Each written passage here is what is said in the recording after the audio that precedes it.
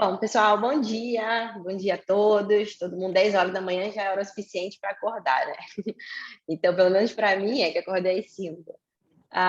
Antes de qualquer coisa, queria agradecer a presença de vocês, né? É um prazer poder estar aqui, compartilhando um pouquinho do tempo de vocês. Para quem não me conhece, eu sou a Thaís Guimarães, sou radiologista veterinária aqui no CRV Imagem. E estou muito feliz de poder estar trocando essa ideia aqui com vocês. Espero que vocês aproveitem tanto quanto eu tô curtindo aqui. Bom, o que a gente está fazendo aqui, né? Segunda-feira, 10 horas da manhã, falando de presente, futuro.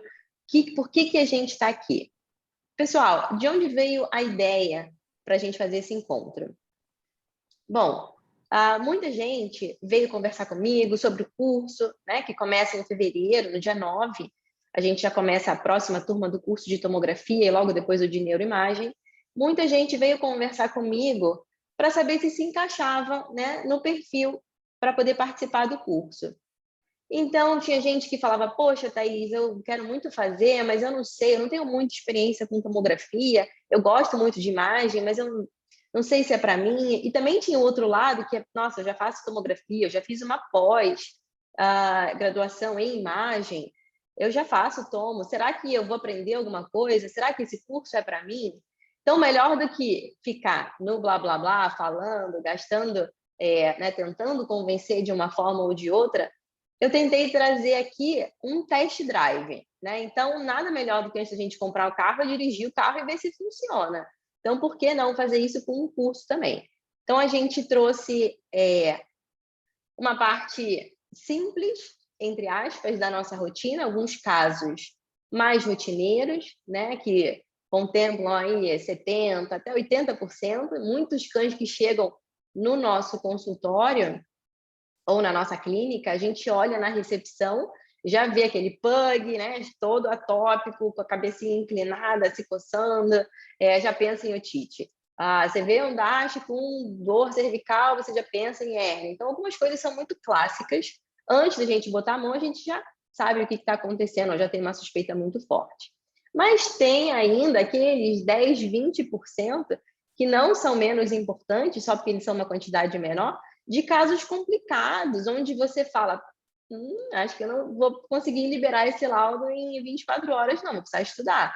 E aí você faz, né, a reunião clínica, conversa com seus colegas, vai buscar artigo. Então, é tão importante a gente fazer um arroz com feijão muito bem feito, porque é o mínimo, e a gente tem que entregar o mínimo de forma muito competente, e também arrematar aqueles casos difíceis, onde a gente fala, nossa, eu nunca vi isso na minha vida, né? Então, tentei trazer aqui um pouquinho de tudo, não tenho a expectativa de transformar um radiologista super estar em 1 hora, né? Acho que seria insano propor isso, mas eu acho que tem algumas coisas bem legais e importantes que a gente pode trazer em um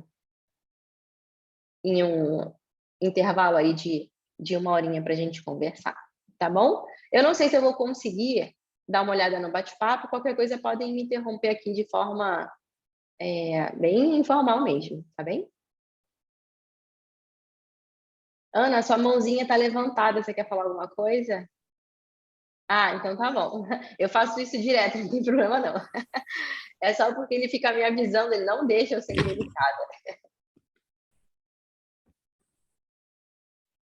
Eu vou pedir para todo mundo fechar o áudio também, tá? Fechar os microfones. E aí, se quiser fazer alguma pergunta, pode abrir e me interromper. Bom, então vamos começar. A gente começou aí, né, com o tema da aula de presente, futuro. E o raio-x, ele está presente ainda, né, em muitas clínicas na rotina da medicina veterinária de forma bem impactante. Estava no passado, né, e tem, de certa forma, dividido muito desse espaço de protagonismo com ferramentas mais novas.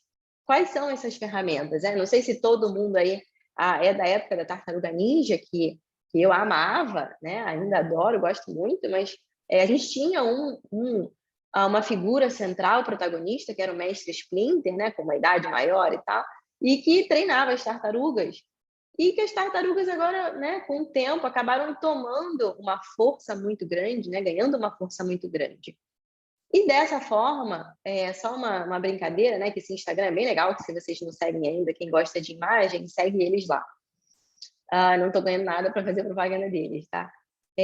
Mas é uma analogia bem interessante, porque o raio-x era uma ferramenta amplamente disponível, barata e que traz muita informação para a gente. Então, quero avaliar fratura, um paciente de emergência, é um exame rápido, disponível, barato e relativamente fácil de ser realizado.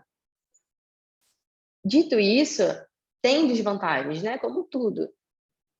Eu estou vendo nessa imagem o quê? Um somatório. Bom dia, Dani. Um somatório de sombras, de silhuetas, né? Então, a gente tem um sanduíche aí de estruturas. Então, esse cachorro aí que tá, né? Esse paciente que tá deitado, a gente está falando de pele, subcutâneo, musculatura, de várias estruturas, vários tecidos sobrepostos, fazendo umas sombras aí, silhuetas. Então, tem uma grande desvantagem, que é várias sombras, que eu não sei se são reais, se são artefatos, o que é que está acontecendo com esse paciente. Eu posso identificar muito bem estruturas ósseas, como a gente vê, consigo ver, né, as opacidades de tecido mole, mas eu tenho um contraste entre partes moles muito difícil de ser identificado no raio-x. Então, é uma ferramenta muito boa, traz bastante informação, não só para a parte óssea, mas para tórax, de forma geral, né, abdômen também, mas tem muitas limitações. A principal delas é porque a gente está falando de um exame que eu tenho que fazer várias projeções para ter uma noção tridimensional, né, na minha cabeça, e que eu tenho várias estruturas sobrepostas, que tiram a minha sensibilidade para determinar lesões com segurança, muitas vezes. E aí, quando a gente vai para a tomografia, esse mundo de sobreposição, ele desaparece. Por quê? Eu estou fatiando o meu paciente, tá? Então, o exame de tomografia são fatias, né, de forma não invasiva, claro, que eu não estou, né, fazendo cachorro de peito de peru na máquina, mas eu estou fatiando milimetricamente 1 milímetro, 0,6 milímetros, 3 milímetros, que seja, eu escolho essa espessura da fatia e eu consigo, assim, tirar a sobreposição e ter uma resolução de contraste espacial melhor para identificar as lesões. Então, fraturas menores em especial, isso aqui é só um exemplo, tá, gente? Mas então, lesões menores, fraturas mais delicadas, eu consigo identificar na tomografia com uma sensibilidade maior, né? Então, ainda que o raio-x seja um excelente exame para ver fratura de coluna, por exemplo, a gente sabe que 25% aproximadamente das fraturas em coluna a gente perde no raio-x. Então, só, né, um dado para exemplificar como a tomo é mais sensível. E aí não é a nossa conversa hoje sobre ressonância, mas essa é uma imagem de ressonância magnética no alto campo de coluna, né, de medula espinhal, e a gente, com a ressonância, ganha, além de tirar a sobreposição que o raio-x tinha, a gente vê melhor essas estruturas, né, também vou fatiar esse meu paciente, e eu consigo ver ainda, por exemplo, a medula espinhal, que na tomo eu tenho muita limitação para ver, e no raio-x eu só vou conseguir ver os contornos dessa medula se eu injetar contraste. Tá? Então, a gente deu saltos muito grandes ao longo dos anos na veterinária, e a tomografia em especial, né? Muita gente falava no início, mas a tomografia é um exame muito caro, mas a tomografia está muito distante da minha realidade. Gente, isso mudou muito. Eu já vi gente que falava isso há 10 anos atrás e hoje tem tomógrafo no seu hospital. Então, isso está muito difundido, tá? A imagem avançada ganhou uma projeção, uma importância muito grande na rotina, e eu vejo todo dia veterinários que falam, olha, eu não consigo conduzir esse caso, fazer esse ou aquele diagnóstico, se eu não tiver uma tomo. Então, eu não estou puxando o saco para, né, puxando para mim essa radinha que é a tomo, a imagem avançada, mas é realidade, é verdade. Então, só mostrando aqui, né, a gente consegue, na tomografia, eu faço uma única aquisição de imagens, faço essa varredura, né, o paciente entra lá no gantry, né, aquela rosquinha, eu faço a aquisição das imagens em alguns segundos, nos equipamentos mais modernos, E depois eu vou reconstruir para o plano que eu quiser. O que quer dizer isso? Lembra no raio-x a gente tinha que fazer lateral, VD, DV, né? Na tomografia, eu não preciso ficar fazendo essas projeções diferentes. Eu faço uma única exposição e depois eu vou reconstruir tridimensionalmente como eu quiser. Então, a gente faz os cortes axiais ou transversais, né? Isso aqui é uma coluna vertebral, e eu vou reconstruir num plano, né, que seria semelhante ao lateral, no raio-x, mas é o plano sagital, e no plano dorsal eu também consigo reconstruir, tá? Então, esse ponto aqui, ó, está representado aqui no plano sagital e no plano dorsal, tá bom? Então, a tomografia, ela vai, quando eu for interpretar, a minha interpretação, ela é basicamente a mesma do raio-x. Como assim, né? Tudo que for mais denso vai ser mais branco na imagem, assim como no raio-x, e tudo que for menos denso vai ser mais escuro na imagem. Então, aqui a gente vê o osso bem branquinho, né? E a gordura, por exemplo, que é bem menos densa do que o osso, gordura mais escura. E o músculo que tem uma densidade intermediária aí, eu consigo diferenciar, tá? Isso é só para vocês entenderem bem rapidinho como é que funciona. A gente vai ter um módulo só no curso, né? Um módulo voltado para essa parte de interpretação, como é que eu vejo a imagem, tudo isso bem detalhado, mas aqui eu dei uma passadinha rápida só para vocês entenderem, para a gente seguir para os próximos casos. Então, uma outra grande vantagem da toma, a gente conseguir reconstruir esse segmento fazendo reconstruções tridimensionais, né? São os famosos 3D, que tem grande utilidade, especialmente quando a gente está falando de ortopedia, para os desvios angulares, vai ser muito utilizado, tomografia de membro inteiro, membro torácico, membro pélvico inteiro, especialmente para os desvios angulares. Essa é uma parte crescente aí de demanda da tomografia, que a gente vai abordar no curso também.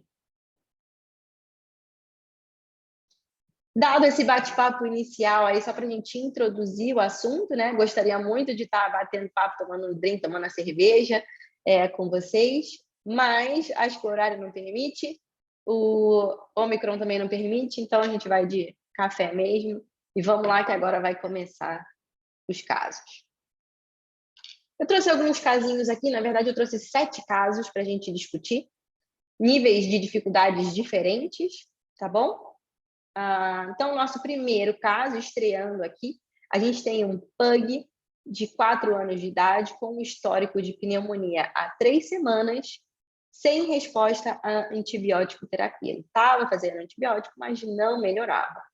Então, a gente tem aí um pug dispneico, né? Até aí nada de novo, estamos chovendo no molhado. Qual é o pug que respira bem? A gente conta na mão do dedo, né? Então, esse paciente já tinha exame radiográfico sugerindo pneumonia. Como o quadro dele era recorrente, ele foi para tomo para entender melhor por que não está melhorando. Uma grande vantagem da tomo, pessoal, é que, olha, numa única aquisição de imagens, eu consigo ver essa região, tanto, tá vendo que tá mais de branco aqui? Né? Eu vejo muito bem a parte de via aérea, a gente vai ver, ou ainda para ver melhor tecidos moles, numa mesma aquisição.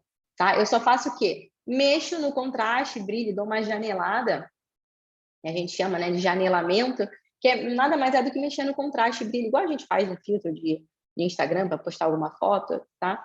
E aí a gente consegue enaltecer melhor um ou outro tecido que você queira visualizar. Então, a gente está vendo, ó, vocês vão ver, as imagens da tomografia são seccionais, formando como se fosse um videozinho, né? Isso aqui está em formato de vídeo, mas é assim, são várias fatias, ó, de, nesse caso, 3 milímetros, tá? O que a gente viu? Passou muito rápido, calma, Thaís. Então, vamos lá, desde o comecinho, tá? Então, aqui a gente tem a traqueia, esôfago, as vértebras, finalzinho da vértebra cervical, musculatura, e aqui a parte mais, né, proximal dos membros torácicos. Aqui a escápula, dos 2 lados, traqueia, esôfago um pouquinho dilatado, né? Lembra um paciente com dispneia, provavelmente fazendo aerofagia. tubinho, tá? Esse aqui é o traqueotubo. Os pacientes precisam ser anestesiados na maioria, a grande maioria, porque eu preciso o quê? Imobilidade no exame de tomo. Se o paciente mexer, vai dar artefato, vai ficar uma foto borrada. Então, aqui a gente já tem um lobo pulmonar, lado direito, que lado esquerdo não está igual, né? A gente deveria ver uma razoável simetria dos dois hemitórax.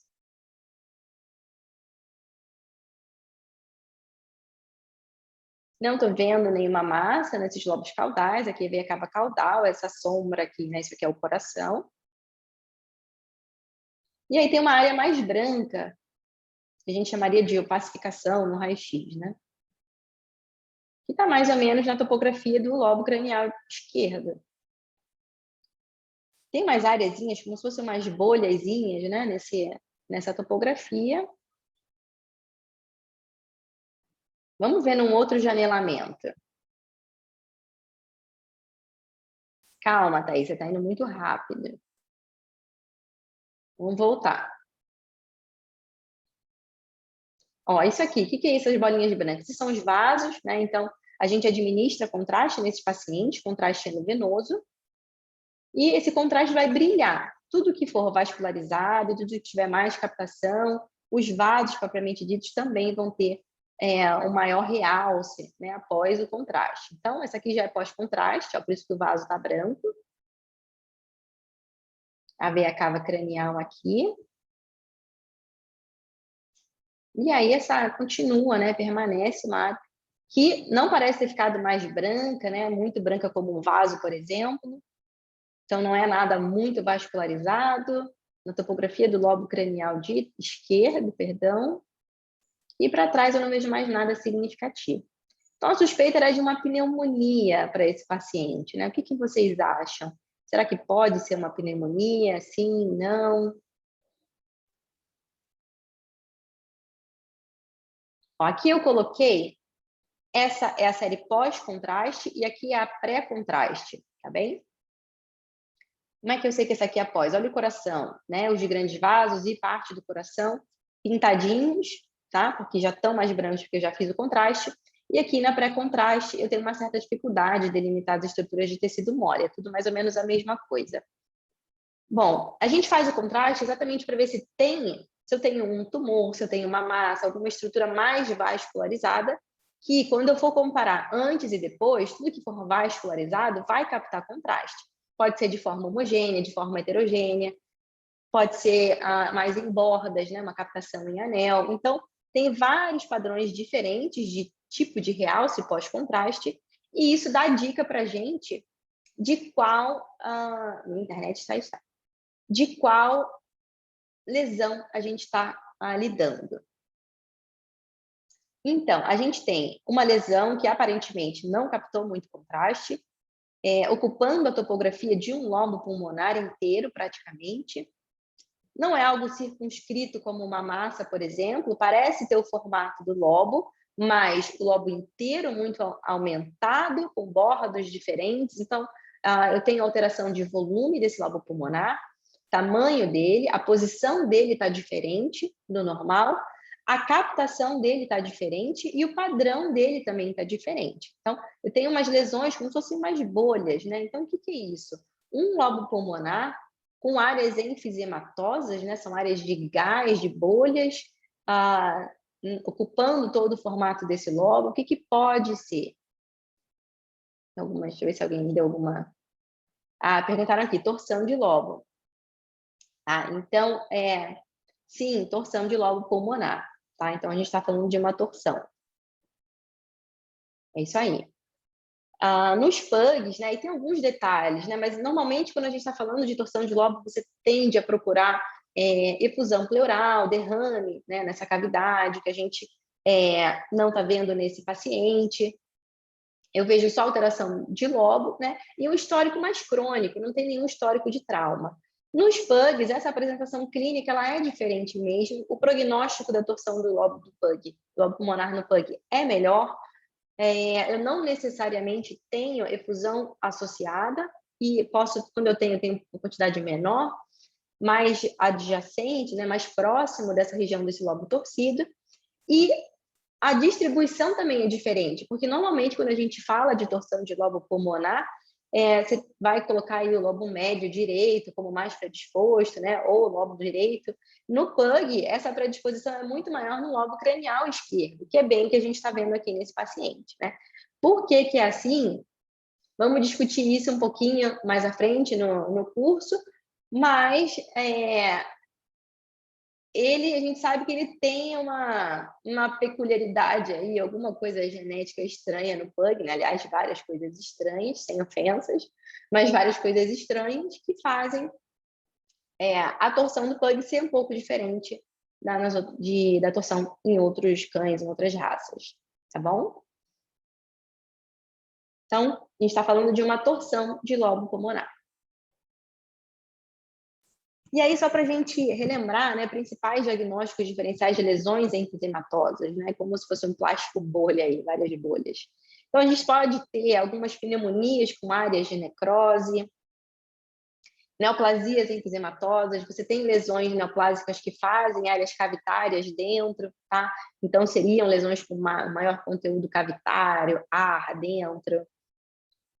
Bolhas pulmonares, tá? Então, vocês têm lesões benignas, né? Lesões enfisematosas benignas, que também vão trazer áreas de hiperlucência, né? De diminuição da atenuação desse lobo pulmonar. Enfim, a gente vai ter a fibrose pulmonar também no oeste, também pode trazer áreas de bronquiectasia e trazer um pulmão mais preto, né? Entre aspas, mais lucente.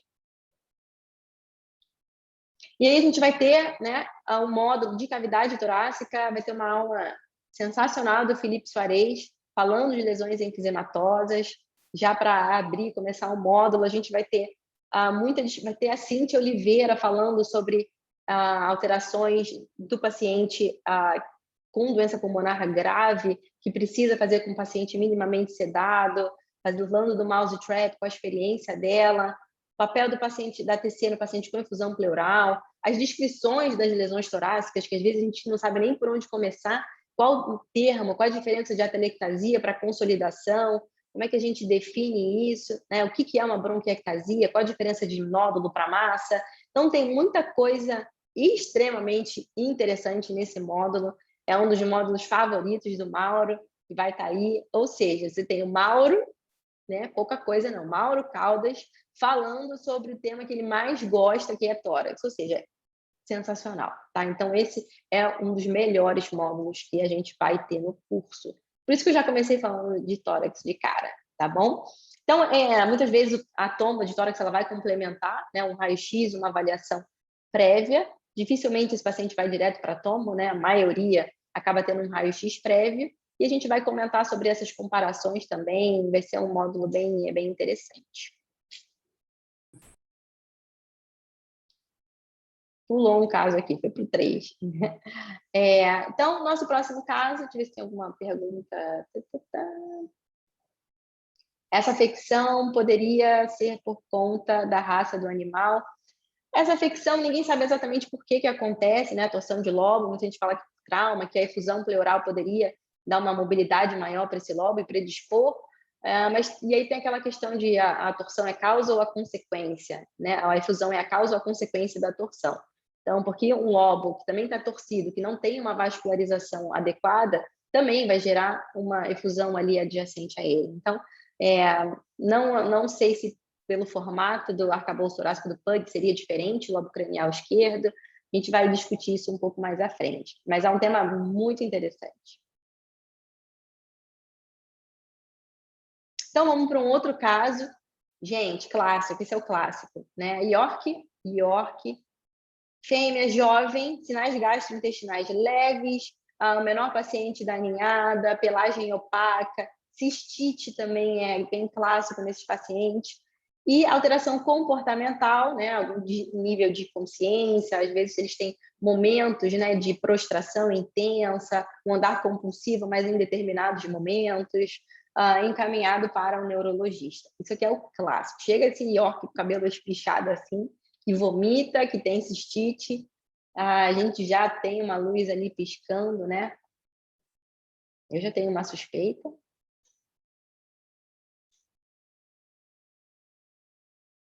Então, a gente está aqui numa tomografia de abdômen.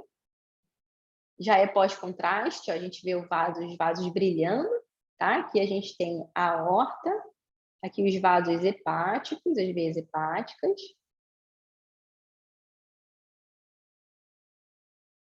Rim direito, rim esquerdo. Tudo isso é segmento de alça intestinal. Baço aqui à esquerda. Cólon com bastante fezes. Né? O cólon já descendente para o reto, a bexiga. E vasos ilíacos. Vamos voltar lá. E um pouquinho de líquido livre. Tá? Não é a bexiga que está rompida, não. É só líquido livre adjacente ao abdômen caudal, na região de abdômen caudal. Então, vamos lá. Qual era a suspeita desse paciente? Com esse histórico, a suspeita era de Shunt. Então, a gente vai olhar para os vasos. Nossa amiga veio a cava caudal. Então, Shunt, a gente vai ter um desvio, né, da circulação portal para a circulação sistêmica. Então, os nossos olhos têm que estar voltados a alguma coisa que ligue os vasos portais, segmento, né, de veia porta, até a circulação sistêmica. A maioria, o mais comum, é entrando na veia cava caudal. E o que é isso aqui, essa estrela aqui? Né? Paciente de um corpo estranho. Ótimo, os pacientes com Shunt sempre têm uma coisa que complica a sua identificação. Então, vamos de trás para frente, tá? Aqui a gente tem a formação da veia porta.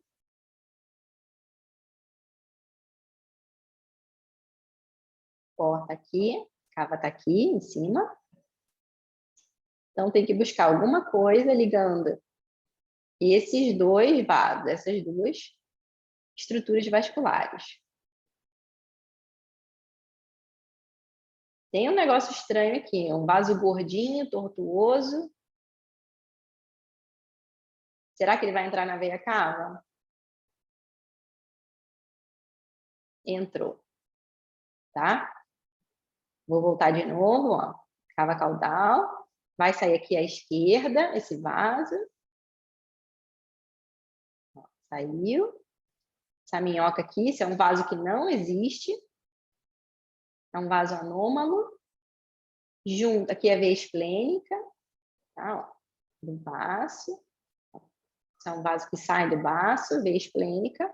Então, a gente tem um vaso anômalo, né? Comunicando bem a saída da esplênica com a gástrica esquerda até a circulação sistêmica. Então, a gente tem um vaso desviando sangue, ó, ele sai, né, da circulação portal e ele vai entrar aqui na veia cava, ó, entrou. Esse é o momento de junção dele, entrou aqui na cava caudal, tá bom? Então, confirmando a suspeita, esse paciente tinha um shunt porto-sistêmico, único extrahepático, que é a inserção dele, né, a entrada dele é fora do fígado, não é intra, ele não está dentro do fígado, é todo fora, confirmando a suspeita, tá bom? Então, outros achados muito comuns nesses pacientes são fígado pequeno, né? Então, ele tem realmente os lobos esquerdos menores, os direitos também, na verdade, fígado todo pequenininho. A gente normalmente vê nesses pacientes litíases, é bem comum. Tá? Alterações gastrointestinais, você vai ver uma parede de alça um pouco mais espessada, enfim. Esse é um diagnóstico feito brilhantemente pela tomografia, não tem dificuldade em fazer. No começo você vai ficar perdido, indo para frente, para trás, para frente, para trás, cadê o vaso, né? Vai ficar procurando o caminho que é a minhoca, mas a dica é, tem que ter algum vaso que não deveria estar ali, comunicando a circulação sistêmica com a circulação portal, tá bem? Vocês têm alguma dúvida?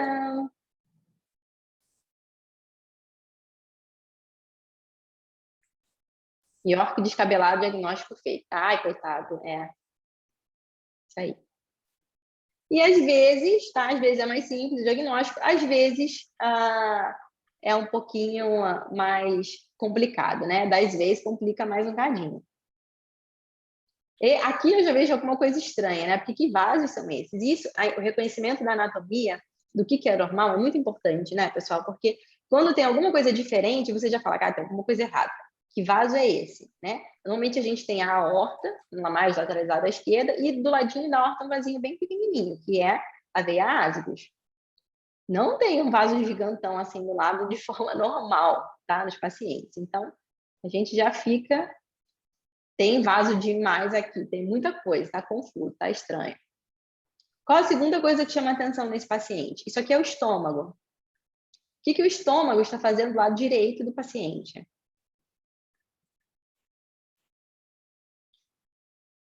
Ah, a identificação ficou errada. Não, a identificação está certa. A gente tem anterior e posterior, tudo certinho. Mas eu tenho uma inversão dos lados das vísceras abdominais. O baço vai estar aqui também? Né?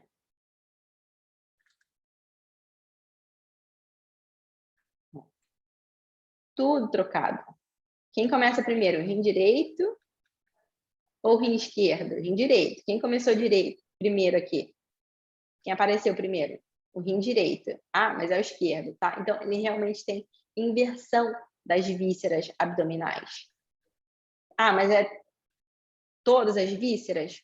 O coração tá mais para a esquerda, tá? Então, isso aqui não parece ser um situs inversus totalis, né? Só as vísceras abdominais parecem estar trocadas. Eu não tenho uma avaliação do tórax para dar certeza. Tá bom? Então, esse paciente tinha várias alterações vasculares, às vezes elas vêm, né, mal formadas em conjunto. Ele tinha uma comunicação da veia cava, né, caudal, com a veia ásicos. Então, se vocês forem olhando, esse vaso vai virar veia ásicos, fiquem de olho nele. Cava caudal, vai subir e vai juntar com a veia ásicos. Ó, a veia ásicos é uma veia bem pequenininha, tá? Então, eles vão virar uma coisa só. Então, ele tinha uma comunicação cava ásicos, ele tinha um shunt, uma comunicação dos vasos portais, ó. Vamos lá. Que seria o sistema portal, né? Formação aqui mesentéricas, formando a porta. E esse vaso vai entrar na veia cava caudal, ó, juntou com a veia cava caudal, tá? Então, aqui a gente tinha um desvio portosistêmico, eu tinha uma comunicação cava ásicos e eu tinha ainda uma alteração de localização das vísceras, né? Um situs inversos. Então, às vezes complica um pouquinho, tá? Mas tem que ter calma, parar, olhar, chamar alguém para ver o exame junto com você. E esses casos, às vezes, um pouco mais complicados, aparecem na nossa rotina. É todo dia? Não, mas aparece, tá?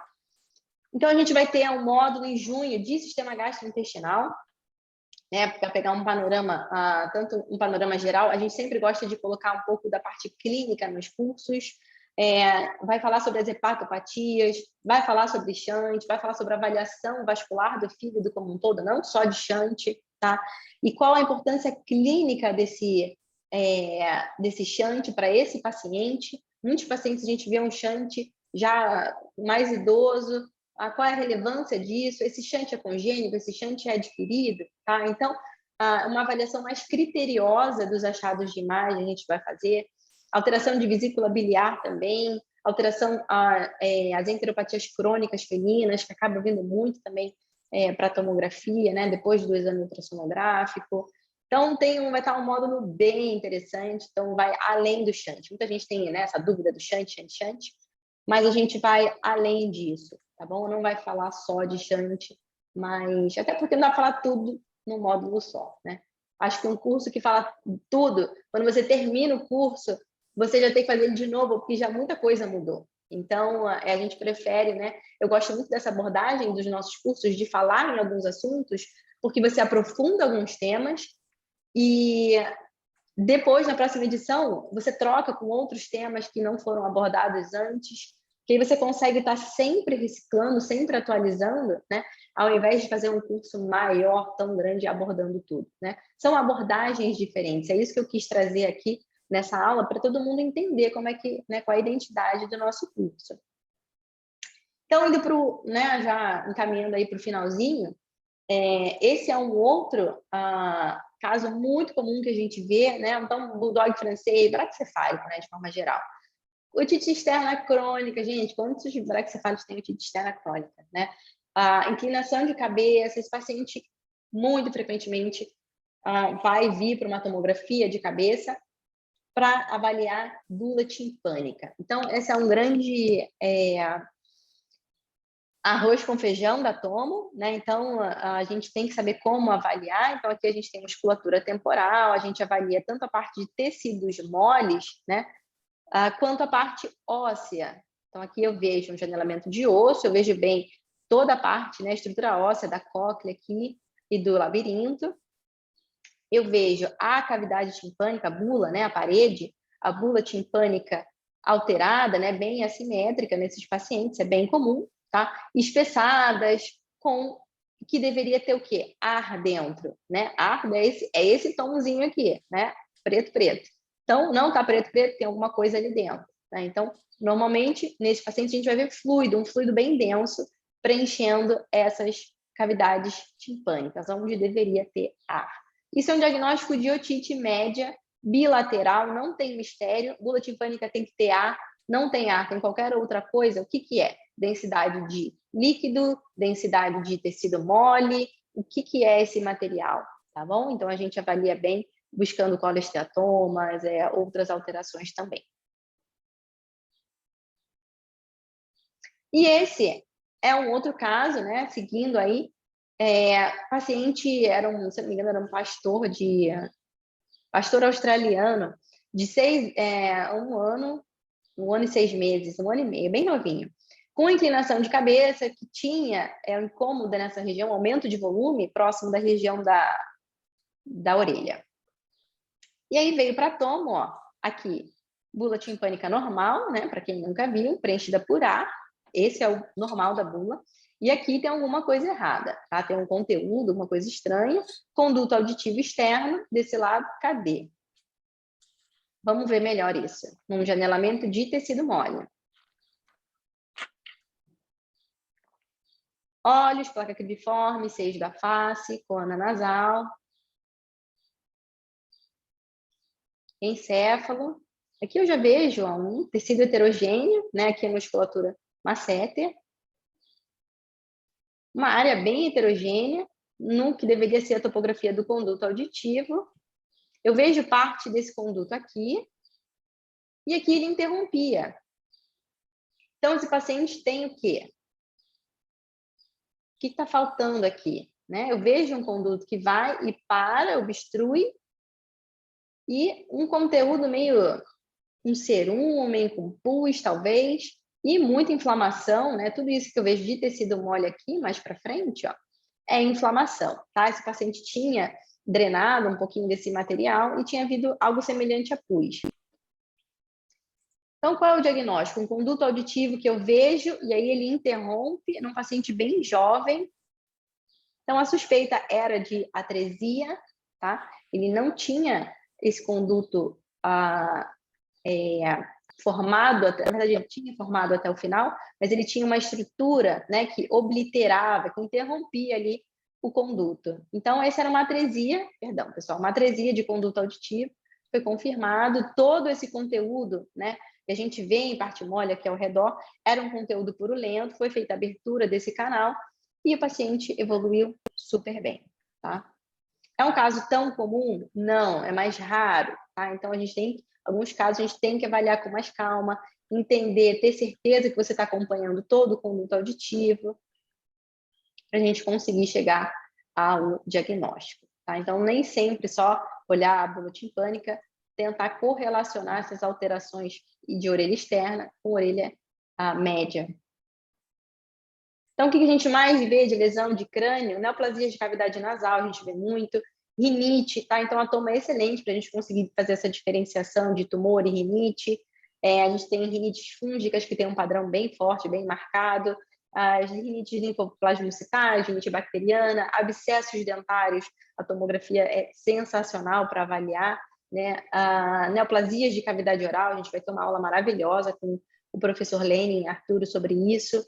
otites médias, tá? Então, a gente vai ter um conteúdo, que esse é um dos módulos que eu mais gosto particularmente, porque eu adoro bula timpânica. Então, a gente vai entender toda essa parte de avaliação de orelha média, entender os colesteatomas, o que é melhor, tomam a ressonância, os casos complicados de otite, não só entender o básico, entender se tem secreção, vocês entenderam aí em 1 minuto, né? Mas os casos complicados, como orientar o clínico, como é que a tomografia pode ajudar, como é que eu melhoro a minha técnica, como abordar os pacientes braquicefálicos com otite, né? Tem muitos pacientes que têm conteúdo na bula, mas não tem otite externa, então tem muita coisa para a gente avaliar na imagem para ajudar o clínico que está pedindo esse exame, né? Como é que a gente entrega um resultado para ele diferenciado. Então, a gente vai ter a Cris Botelho, que faz muito exame de orelha, né? de vídeo, né? Videofibroscopia, avaliando esses colesteatomas, pólipos. Então, é alguém que tem muita experiência, muita coisa para passar para a gente. Vai ser bem legal. Chegando no finalzinho, um dos meus favoritos, né? Esse é um paciente, pessoal que gosta de neuro aí, adora essa raça, os DASHs, com um paciente com histórico de dor e fraqueza, tanto nos membros torácicos quanto nos membros pélvicos. A dor parecia ser mais na região cervical, mas não dava muito, era um paciente mais agressivo, difícil de avaliar.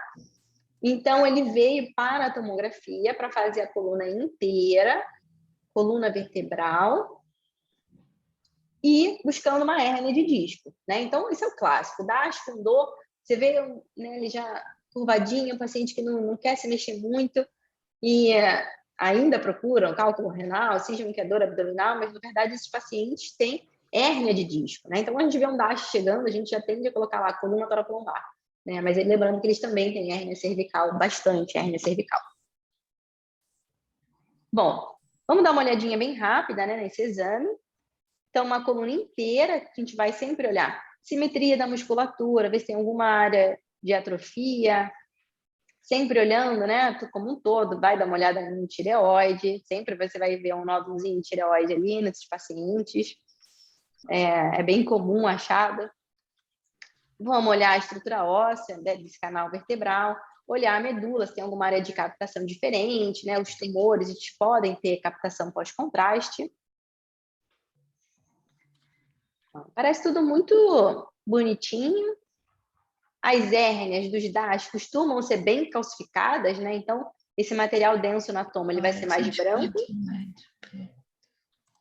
Então, as hérnias calcificadas dos DAS tendem a aparecer com facilidade na tomografia. Então, estou buscando alguma coisa comprimindo a medula, né? A hérnia de disco, uma compressão extradural na medula espinhal. Estou chegando já na sacral. Até agora, nada muito significativo. Vou dar um pause, vou colocar no segmento onde tem uma hérniazinha muito discreta.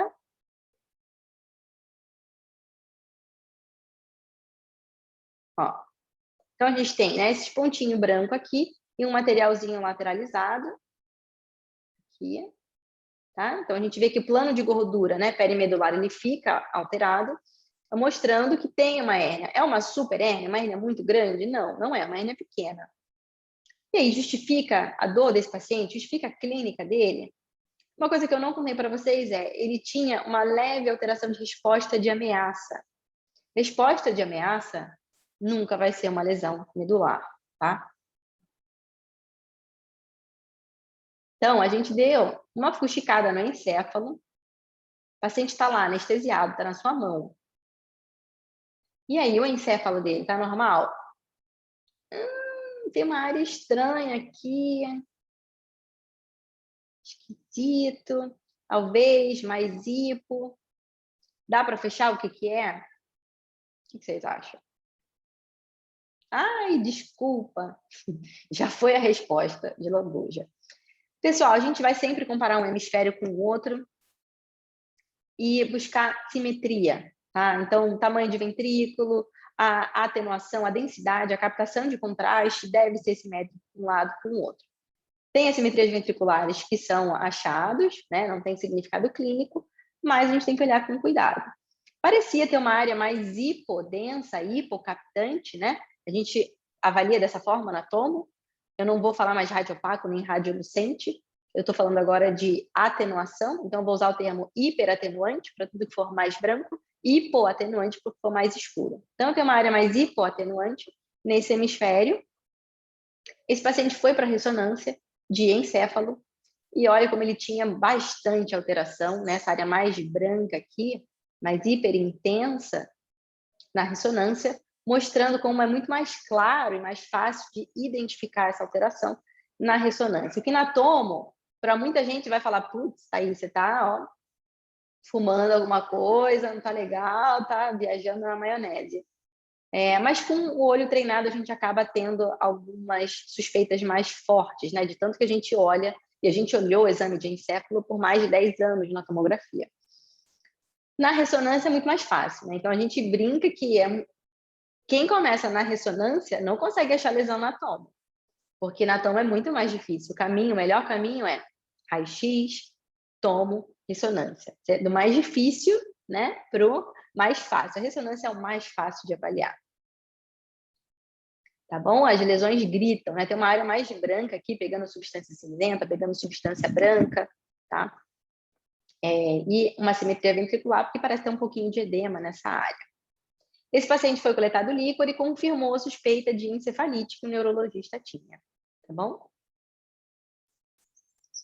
Então, nem sempre, né, a gente vai olhar e vai ser o clássico, baixo com dor, comportamento estranho, algum déficit leve, não necessariamente é uma hérnia de disco, esse paciente tem que ser avaliado por um neurologista, é importante esse cuidado antes de mandar um paciente, né, porque são exames mais caros. O paciente já chegou para você, não chegou redondinho, faz o seu melhor, tá? Então, eu estico para a cabeça, eu faço o que for necessário para eu devolver uma resposta para esse paciente, né? Então, a gente no curso comenta muito sobre isso, sobre como você vai entregar o melhor possível, não simplesmente descrever que tem uma área mais preta no encéfalo, mas o que você diz a respeito disso? Isso pode ser um edema, isso pode ser um tumor, pode ser uma isquemia, pode ser uma necrose, tá? Então, são diagnósticos diferenciais para áreas mais escuras no encéfalo.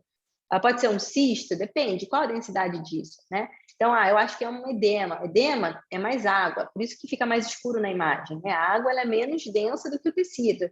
Então, tudo que tiver mais água, edematoso, vai ficar mais escuro. Mas qual a localização dessa área? Essa substância branca e cinzenta? Quais são os tipos de edema que a gente tem? Todos os tipos de edema têm a mesma distribuição? Né? Edema vasogênico, edema intersticial, edema citotóxico. Então, qual tipo de edema você está sugerindo? Porque cada um está relacionado a um tipo de doença diferente, a um processo patológico diferente. Então, é um raciocínio mais crítico do que você simplesmente descrever está mais hiper ou mais hipo, está mais branco ou está mais preto. Né? Então, esse raciocínio crítico de o que você acha que é, qual é a distribuição disso, qual é o seu raciocínio sobre o que está acontecendo ali naquele paciente, é extremamente importante. Isso é um grande diferencial que a gente trabalha e bate muito nessa tecla. Bom, tem 5 minutinhos aí para a gente, se vocês olhar as dúvidas, se alguém quiser perguntar alguma coisa. Eu acho que o nível de dificuldade, ele depende de quantas vezes você se deparou com aquilo, né? Se você não conhece aquela alteração, aquele padrão de imagem, aquela doença, aquilo vai ser difícil. Mas quando você vê aquilo, quanto mais você vê, quanto mais você repete aquela ação, mais fácil, né? Vai caindo o nível de dificuldade. E o que a gente quer trazer nesse curso é exatamente essa bagagem de ver exame. Então, o CRV Imagem, ele faz tomografia desde 2008. São muitos anos vendo exame de tomografia, antes de fazer a ressonância. Isso é muito importante também. Esse olhar, essa quantidade, esse exercício diário de ver tomografia, ver exame, treinar o olho, olhar, isso vai fazer com que lesões aparentemente difíceis se tornem mais fáceis porque vocês já vão conhecer aquilo, vocês não vão ser pegos de surpresa, né? Então, tanto o curso de tomo quanto o curso de neuroimagem na sequência, a ideia é sempre ter muita discussão, mostrar muita imagem, né? Não é exatamente a aula teórica, mas os rounds. A gente tem toda semana discussão de caso clínico, mostrar exame, toda semana, gente, toda semana, tá? Não tem como você ficar alguém seguro para avaliar a imagem se você não fizer isso todos os dias, tá? Então, a gente vai ter aí em fevereiro começo de tomo, e aí depois em agosto começo de neuroimagem. Para o pessoal da neuro, né, que não curte muito a imagem, eu sinto muito, mas a gente faz esse curso com muito carinho e tentando realmente unir os mundos da neurologia e da imagem. Então, vem muito professor de fora do Brasil no curso de neuroimagem, vem muito professor de fora do Brasil brasileiro para o curso de tomografia, que eu estou muito feliz. Então, vai ser um curso muito pensamento crítico a respeito das imagens, não só dizer se está mais preto ou está mais branco, né? Com aulas que a gente gostaria de assistir. Então, acho que o Mauro está aí, né? A gente senta para fazer a grade e pensando no que a gente gostaria de assistir. A gente aprende muito também nesse curso, tem muita troca. Por isso as aulas online e por isso que a gente insiste em estar pertinho de vocês e senta, acorda às 7 da manhã para a gente discutir tomografia, a gente vai mandar café para sua casa para a gente tomar café junto e formar esse vínculo de ver exame, de trocar ideia, de pensar sobre os diagnósticos diferenciais. Acho que é isso. Eu queria muito agradecer a presença de vocês. Espero que vocês tenham aproveitado. Tá? Tem aqui, se tiverem alguma dúvida, manda um e-mail. Aqui tem o WhatsApp, eu estou na coordenação dos cursos. Vai ser um prazer, uma alegria muito grande ter vocês aí nesses cursos, nessa caminhada aí ao longo de 2022. Tá? Eu acho que não sei se alguém quer falar alguma coisa, eu vou interromper aqui. Compartilhamento.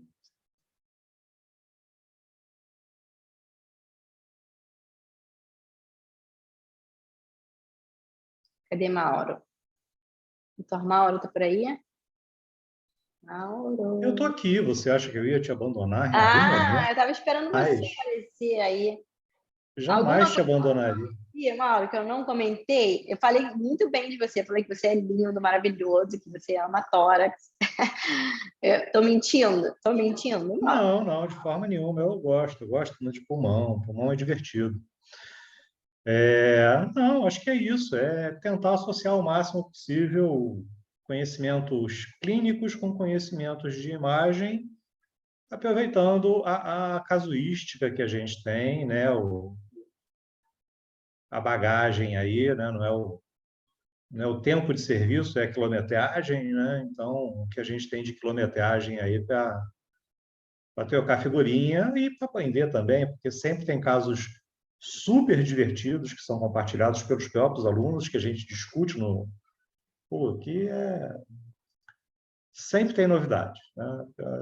Parece que é bando de velho aqui falando que estamos aqui há 20 anos fazendo, não sei o quê. Todo dia tem exame novo que a gente olha e fala, putz, o que é isso? Que coisa divertida.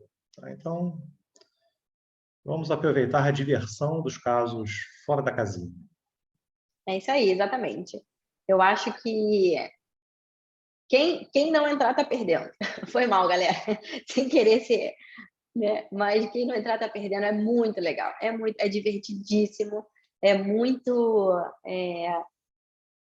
a gente realmente aprende. Eu fico impressionada como todo módulo, a gente aprende e fala, você está fazendo curso, você está dando aula, todo módulo a gente tem um caso diferente, um caso que chegou essa semana, a gente vai e coloca, é bem divertido. Então, deixo aqui o meu convite, espero que vocês tenham gostado, e quem não conseguiu assistir, a gente vai deixar no YouTube e vamos mandar o link para vocês compartilharem, enfim, se tiver algum colega que não conseguiu assistir, tá bom? A gente vai deixar isso aí para vocês. Então, muito obrigada, ótima semana para todo mundo. Qualquer dúvida, podem me chamar por aí, tá bom? Beijo grande para vocês, pessoal. Valeu, beijo.